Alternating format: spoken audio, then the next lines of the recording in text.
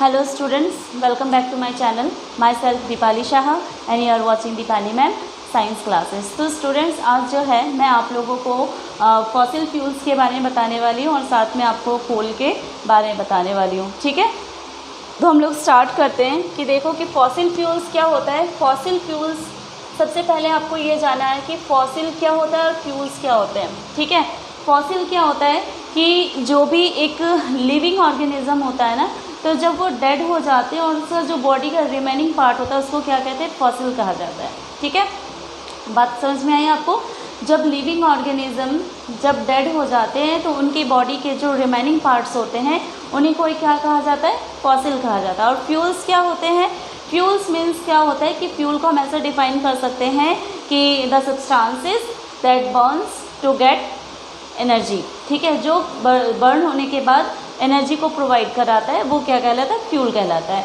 तो fossil fuels मतलब क्या होता है, यहीं से आपको क्लियर हो गया होगा कि जो लिविंग ऑर्गेनिजम्स होते हैं उनके डेड बॉडी पार्ट के जो रिमेनिंग बॉडी पार्ट्स होते हैं और जब वो फ्यूल के रूप में कन्वर्ट हो जाते हैं तो उसको क्या कहा जाता है, फॉसिल फ्यूल कहा जाता है। ठीक है, इसमें मेन जो है ये 3 टाइप्स के फॉसिल फ्यूल होते हैं। फॉर एग्जांपल हो गया जैसे कोल, ठीक है, पेट्रोलियम एंड नेचुरल गैस। ठीक है, तो आपको यहाँ पे इन्हीं 3 फॉसिल फ्यूल्स के बारे में पढ़ना है। ठीक है, क्या क्या है, कोल, पेट्रोलियम एंड नेचुरल गैस। तो मैं स्टार्ट करूँगी कोल से ही। ठीक है, कोल क्या है, व्हाट इज़ कोल। कोल जो होता है ना ये एक फॉसिल फ्यूल है। ठीक है, जिसको एक फ्यूल के रूप में यूज़ किया जाता है। इसको जो है इसका टेक्सचर कैसा होता है, ये ब्लैक कलर का होता है। ठीक है, ये हार्ड होता है। ठीक है, coal is hard, black coloured. ठीक है, और किससे बना होता है, कार्बन से बना हुआ होता है। ठीक है, तो मेड अप ऑफ कार्बन।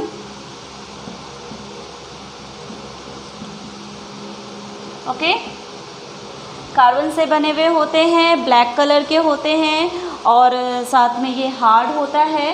ठीक है, तो ये कोल जो है ये इस तरह से इनको जो पहले जो है ना इनको कोल को जो है वो डोमेस्टिक यूज़ में भी यूज़ किया जाता था, बट आज जो है लोग जो है अपने घरों में गैस एलपीजी गैस से ही क्या करते हैं, कुकिंग में यूज़ करते हैं।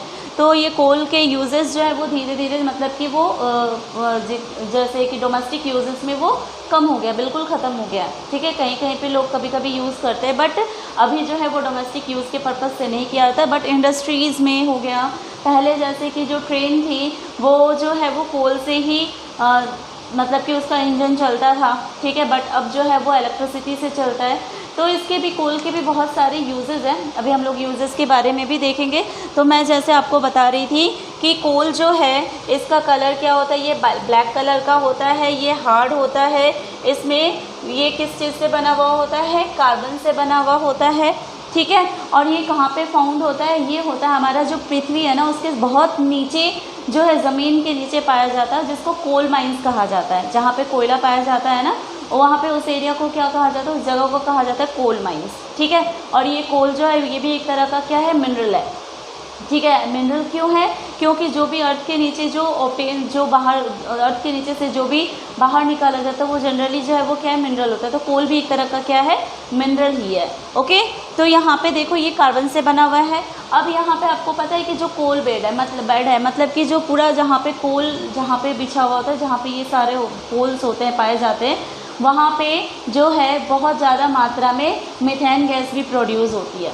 ठीक है, मीथेन गैस क्या है, ये मीथेन गैस जो है जो कार्बन और हाइड्रोजन के एटम से मिलके बने हुए होते हैं। ठीक है, जिसको नेचुरल गैस भी कहा जाता है। ठीक है, तो समझ में आया आपको कि कोल जो है जहाँ पे कोल बेड मतलब जहाँ पे कोल माइंस है वहाँ पे बहुत ज़्यादा मात्रा में मीथेन गैस भी प्रोड्यूस होती है।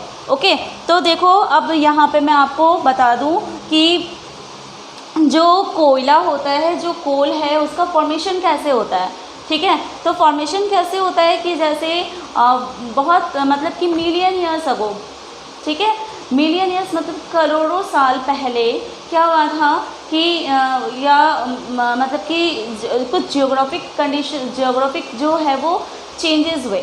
ठीक है, जिसमें क्या हो गया कि जैसे कहीं पे बहुत ही वेट मार्स लैंड था, वहाँ पे बहुत बड़ा फॉरेस्ट था, ठीक है, और वो क्या हुआ कि वहाँ पे जो पौधे डेड हो जाते थे, फिर वो क्या होता था, वो मिट्टी के नीचे वो दब जाते थे, फिर न्यू प्लांट्स ग्रो करते थे, फिर वो क्या होते थे, फिर वो मिट्टी के नीचे दब जाते थे, तो इस तरह से वो क्या हो गया, बहुत नीचे चला जाता गया, ठीक है।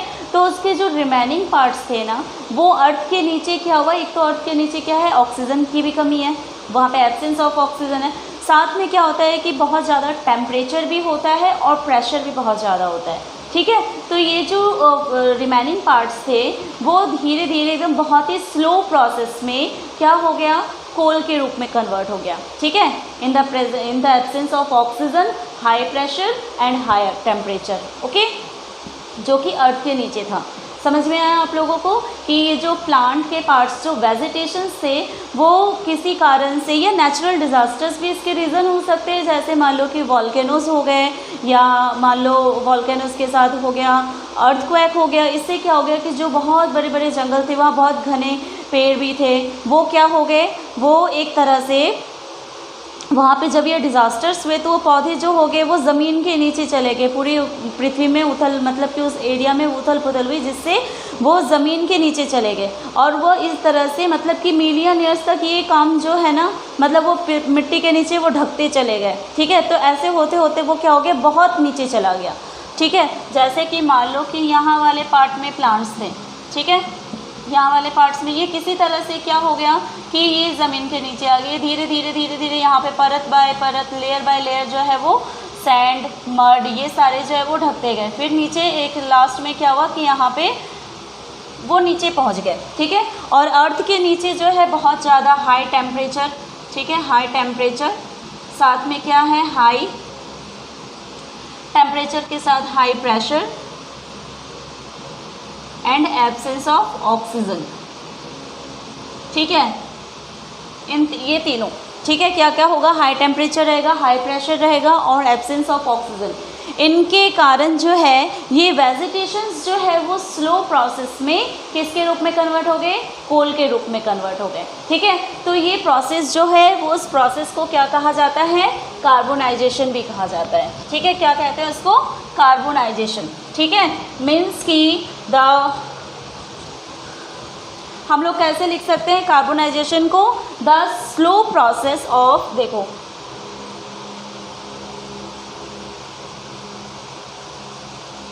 ये एक बहुत इंपॉर्टेंट क्वेश्चन है कि व्हाट इज़ कार्बोनाइजेशन, ठीक है।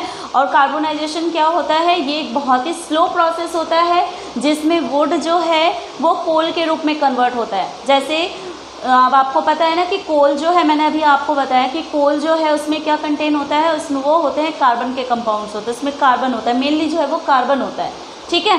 तो इसीलिए इस प्रोसेस को क्या कहा जाता है, कार्बोनाइजेशन कहा जाता है। और जैसे मैंने आपको बताया कि इसको मिलियन ईयर्स लग जाते हैं, तो इसीलिए क्या होगा, बहुत ही स्लो प्रोसेस में होता है। अगर फास्ट होता तो बहुत जल्दी बनता है ना, स्लो प्रोसेस होता है, इसीलिए इसको क्या लगता है, बहुत लंबा टाइम लगता है, okay. The slow process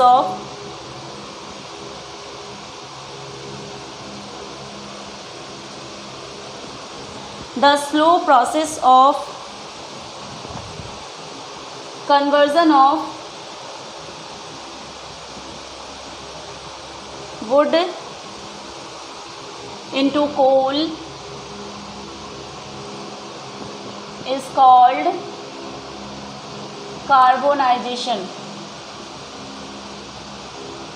okay, clear है। तो ये कार्बोनाइजेशन होता है। अब देखो इसमें स्टेप बाय स्टेप जो है वो किस तरह से, अब जो कार्बोनाइजेशन का जो प्रोसेस होता है वो धीरे धीरे होता है, ठीक है। मीन्स कि जो वुड है वो धीरे धीरे स्टेप बाय स्टेप जो होगा वो कोल के रूप में कन्वर्ट होगा, ठीक है। समझ में आया कि जो वुड है वो मिलियन ईयर्स तक जो कोल के रूप में कन्वर्ट होगा, उस बीच में बहुत सारी चीज़ें जो होगी वो कन्वर्ट होगी, लेकिन जो स्टेप बाय स्टेप होगा वो स्टेप्स क्या है, अब आप ये देखो, ठीक है। द सीक्वेंस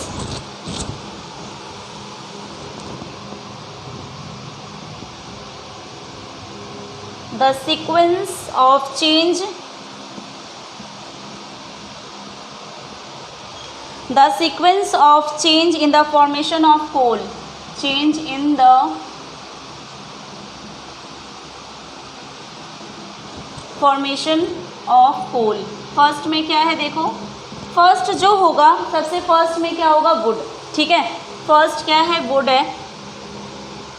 अब जब इसको हीट और प्रेशर मिला, ठीक है, जब इसको हीट और प्रेशर मिला तो ये किसके रूप में कन्वर्ट हो गया, पीट के रूप में। ठीक है, पीट जो है वो सबसे फर्स्ट स्टेप होता है जब कोल का फॉर्मेशन होता है ना, स्टेप बाय स्टेप, तो वुड से जो फर्स्ट कन्वर्जन होगा वो पीट के रूप में होगा। ओके, पीट के बाद जो होगा वो बन जाएगा लिग्नाइट। ठीक है, लिग्नाइट यहाँ पे भी हीट और प्रेशर के कारण ही हुआ। ओके, इसके बाद लिग्नाइट के बाद जो होगा यहाँ पे भी ये हीट और प्रेशर के कारण, सारी चीज़ें जो होगी वो हीट और प्रेशर के कारण ही यहाँ पे कन्वर्जन होगा सारा। तो यहाँ पे देखो इसके बाद बन जाएगा बिट्यूमिनस कोल। ठीक है, इसके बाद जो होगा वो बनेगा एंथ्रासाइट। यहाँ पे भी क्या होगा, हीट एंड प्रेशर। ठीक है, अब मैं आपको यहाँ पे जो कार्बन कंटेन होगा वो चीज़ें बताऊंगी कि किसमें सबसे ज़्यादा अमाउंट में, सबसे ज़्यादा क्वांटिटी में कार्बन होगा, कौन से जो कोल का यहाँ पे जो हमने सीक्वेंस देखा कि किस तरह से ये कन्वर्जन हो रहा है। तो सबसे पहले देखो वुड को जब हीट और प्रेशर मिला तो वो किसके रूप में कन्वर्ट हुआ, पीट के रूप में। ठीक है, अब पीट में जो है कितने परसेंट, सबसे कम अमाउंट में कार्बन कंटेन होता है इसमें।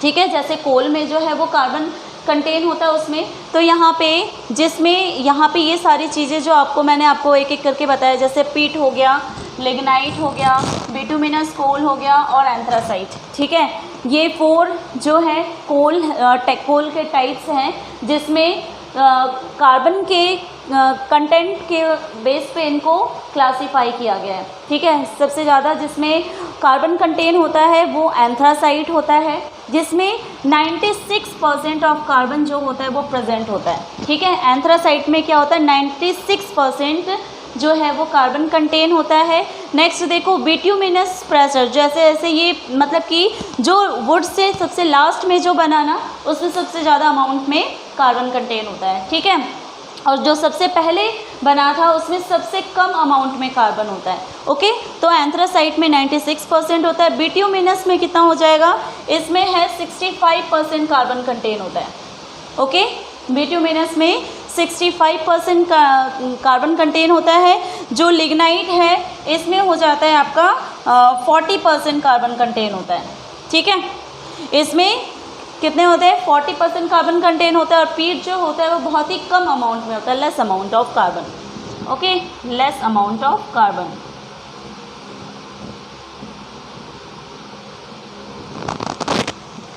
फोर्टी 40% कार्बन कंटेन, इसमें 65% कार्बन कंटेन होता है, इसमें 96% कार्बन कंटेन होता है। ओके, क्लियर है आपको।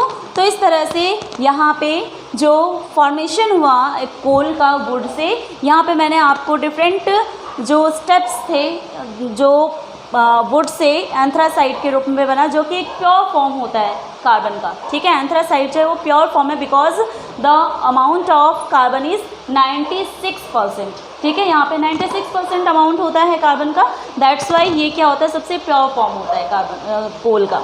ओके, अब देखो मैं आपको यहाँ पे बता दूँ कि ये एंथ्रासाइट जो होता है ये क्या होता है, ये बहुत ही हार्ड होता है। ठीक है, साथ में इसमें इसका कलर जो होता है वो लाइट ब्लैक होता है। ठीक है, चलो मैं आपको यहाँ पे बता दूँ कि एंथ्रासाइट जो है वो कैसा होता है, ये सबसे हाईएस्ट अमाउंट ऑफ कार्बन इसमें कंटेन होता है।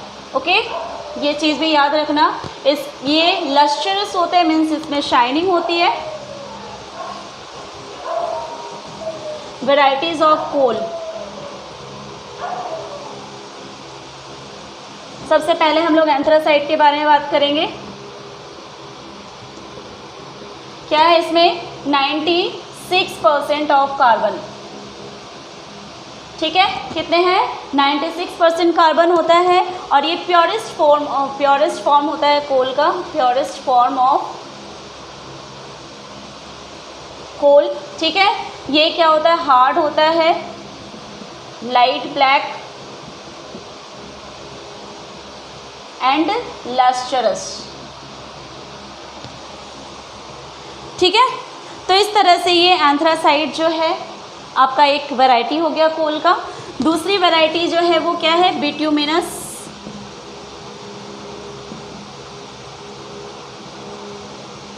कोल। ठीक है, बिट्यूमिनस कोल क्या होता है, बिट्यूमिनस कोल जो है ये भी एक वैरायटी होती है कोल की। ठीक है, इसका कलर, इसमें जो है 65% ऑफ कोल होता है, 65% ऑफ कार्बन। ठीक है, 65% ऑफ कार्बन होता है। साथ में ये जो है इसका कलर जो होता है ये भी हार्ड होता है। ठीक है, साथ में ये ब्लैक कलर का होता है। और इसको बिट्यूमिनस कोल जो है वो डोमेस्टिक और इंडस्ट्रियल पर्पस में यूज़ किया जाता है, डोमेस्टिक और इंडस्ट्रियल। ओके, तो ये तो था आपका हार्ड होता है, ब्लैक बिट्यूमिनस कोल हो गया। नेक्स्ट जो है वो है आपका लिग्नाइट।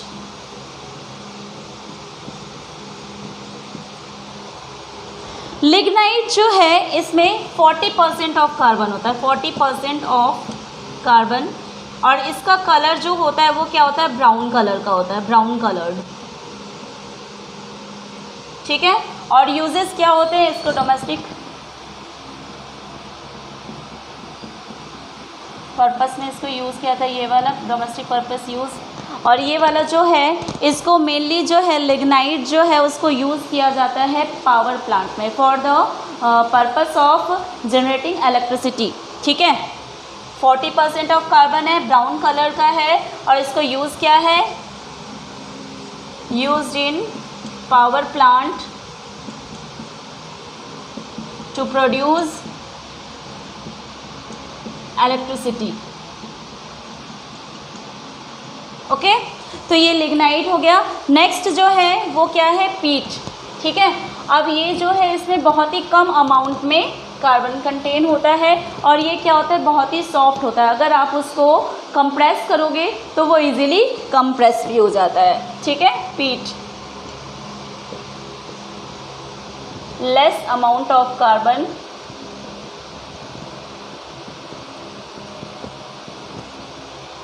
ये होता है लाइट ब्राउन कलर का, लाइट ब्राउन और सॉफ्ट एंड इजीली कंप्रेसिबल। ठीक है, तो ये हो गया आपका varieties of coal. Next topic जो है वो है आपका यूजेस ऑफ कोल। ठीक है, यूजेस ऑफ कोल देखो क्या है कि कहाँ कहाँ पे यूज़ किया जाता है। जो यूजेस ऑफ कोल है, देखो यूजेस ऑफ कोल, फर्स्ट है कि इससे इलेक्ट्रिसिटी जो है वो प्रोड्यूस की जाती है, टू प्रोड्यूस इलेक्ट्रिसिटी। ठीक है, दूसरा यूज़ क्या हो जाएगा, जैसे इससे फ्यूल के रूप में यूज़ किया जाता है, यूज्ड एज फ्यूल। ठीक है, इसके बाद आपका आ जाएगा इसमें जैसे बहुत सारे ऐसे मटेरियल्स होते हैं जो कोल से ही बनाए जाते हैं, जैसे हो गया नैप्थलीन। ठीक है, बहुत सारे कंपाउंड्स जो होते हैं, coal is used as source of many organic compounds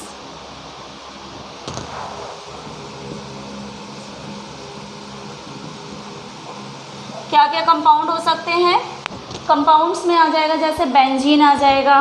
ठीक है, इसके बाद आपका आ जाएगा कुछ सिंथेटिक फाइबर्स होते हैं, वो भी इससे बनाए जाते हैं।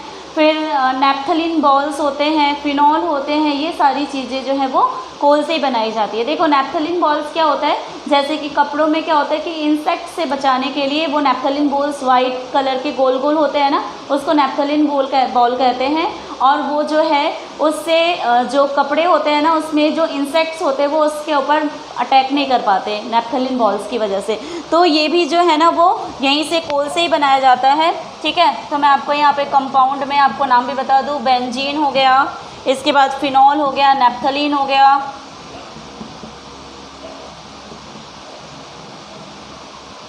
एक्सेट्रा। ठीक है, फिर कोल जो है वो एक तरह से it is also used as extraction of metal, used as extraction of metal.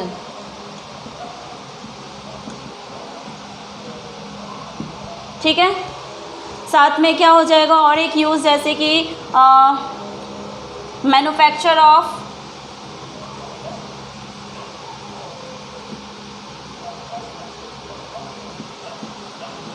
Coke, coal tar, coal gas, वो भी कहाँ से ऑब्टेन किया जाता है, वो इस कोल से ही बनाया जाता है। ठीक है, मैन्युफैक्चरिंग जो होगी इन सारी चीज़ों का, कोक का, कोल टार, कोल गैस का, वो कहाँ से होता है, वो कोल से ही होता है। ठीक है, तो ये तो थे आपके यूजेस। अब मैं आपको बताऊंगी डिस्ट्रक्टिव डिस्टिलेशन ऑफ कोल। ठीक है, जिसमें अभी मैंने आपको जो बताया कोल टार, कोल गैस, कोक, ये सारी चीज़ें जो है ना, जो उसके कोल्स के जो कंस्टिट्यूएंट्स होते हैं उसको इस मेथड से सेपरेट किया जाता है। उस सेपरेशन के मेथड को क्या कहा जाता है, डिस्ट्रक्टिव डिस्टिलेशन मेथड। ओके, और मैं आपको यहाँ पे एक सेटअप भी बना के दिखाती हूँ।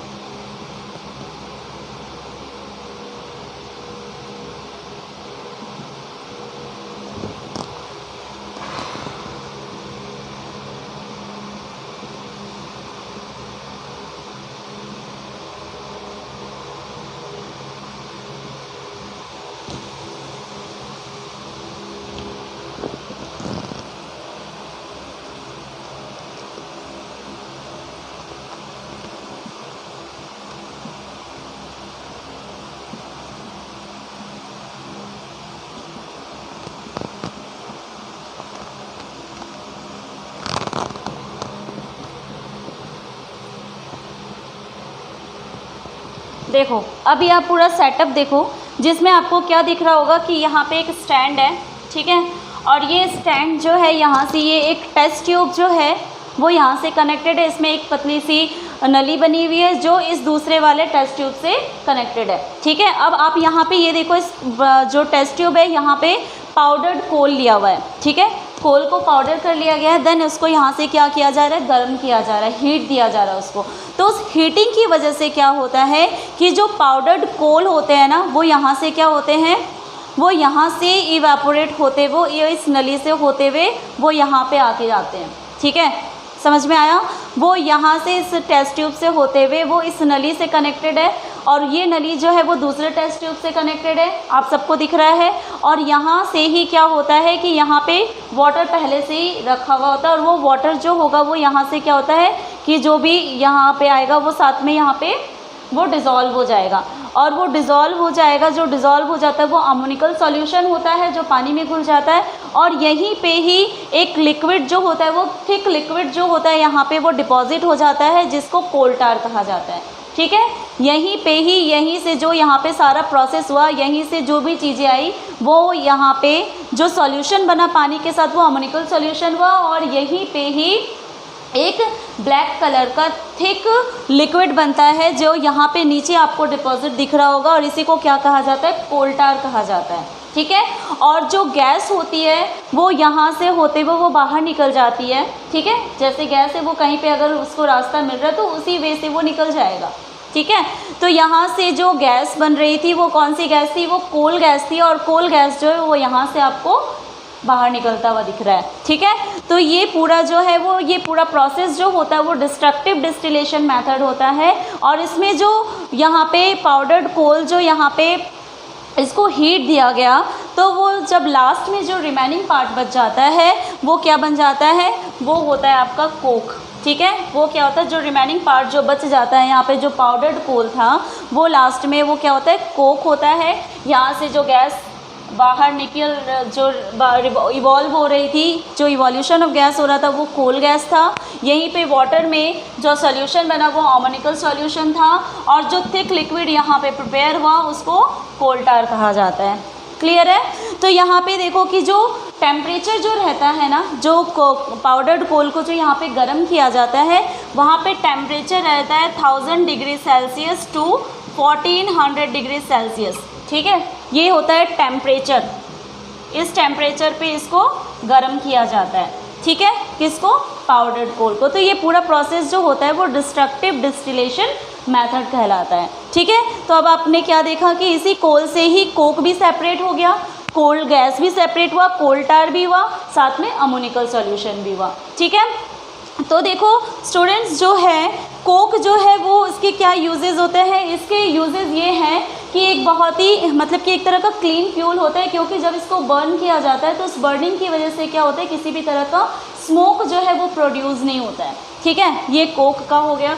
दूसरा देखो कि जो कोल गैस है, ठीक है, कोल गैस जो है ना, पहले लोग जैसे कुकिंग में या मान लो कि लाइटनिंग में यूज़ करते थे, लेकिन इसके यूजेस जो है अब नहीं होते। पहले होते थे कोल गैस के, जिसको लाइटनिंग में मतलब कि जैसे लैंप वैम्प चलाने में यूज़ किया जाता था, कुकिंग में यूज़ किया जाता था, बट अब नहीं है। ठीक है, जो कोल टार है, कोल टार क्या होता है, जैसे कि जो सड़कें बनाई जाती है ना वो कोल टार से बनाई जाती है।